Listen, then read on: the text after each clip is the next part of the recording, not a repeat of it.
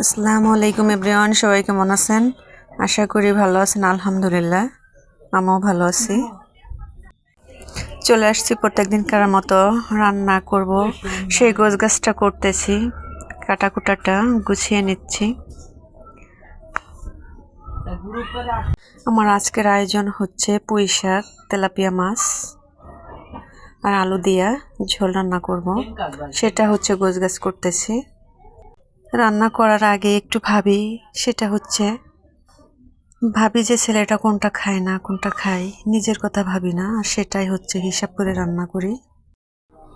বন্ধুরা, মশলাটা বেটে নিচ্ছি। রান্না করার আগে সব কিছু গোছগাছ করে নিয়ে রান্না করলে রান্নাটা অনেক মজা হয়, ঝামেলা কম হয়। কে কে এইভাবে গোছগাছ করে রান্না করেন, এভাবে রান্না করতে ভালোবাসেন?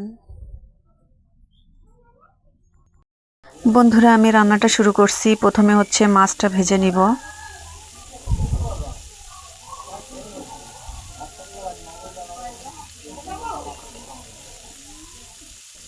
মাছটা উঠে নেব। এরপর হচ্ছে বন্ধুরা, তেলটা গরম হলে এর ভিতরে হচ্ছে পেঁয়াজ, রসুন, জিরে বাটা, কাঁচামরিচ দিয়া হচ্ছে মশলাটা সুন্দর করে কষিয়ে নেব। বন্ধুরা, এর ভিতরে হচ্ছে মশলার ভিতরে আলুটা দিয়ে দিব।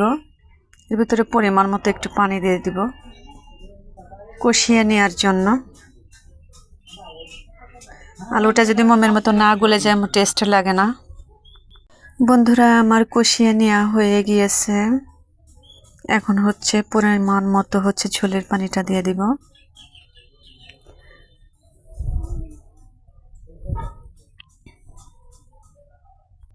বন্ধুরা, আমার ঝোলটা উতলে গিয়েছে। এখন হচ্ছে এর ভিতরে পুঁই শাকটা দিয়ে দিব।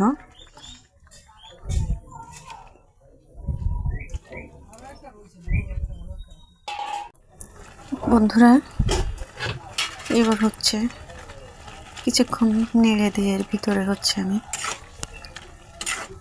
মাছটা দিয়ে দিব। মাছ ভিজিয়ে উঠিয়ে রাখা হয়েছিল, সেটা এর ভিতরে দিয়ে দিব। দেখেন, অনেক সুন্দর একটা কালার আসছে, সবুজ সবুজ।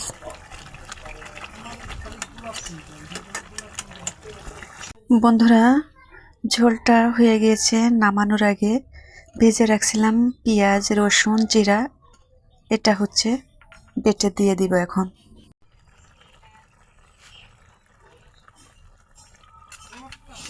এই নামানোর আগে যদি এই মশলাটা দেওয়া হয়, অনেকটা টেস্ট লাগে।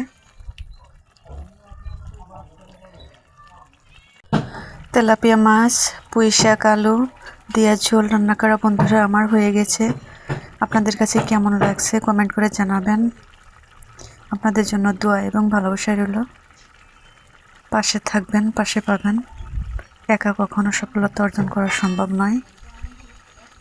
কে কে এরকম ঝোল রান্না খেতে পছন্দ করেন কমেন্ট করে জানাবেন। সবাই ভালো থাকবেন, সুস্থ থাকবেন। আল্লাহ হাফেজ।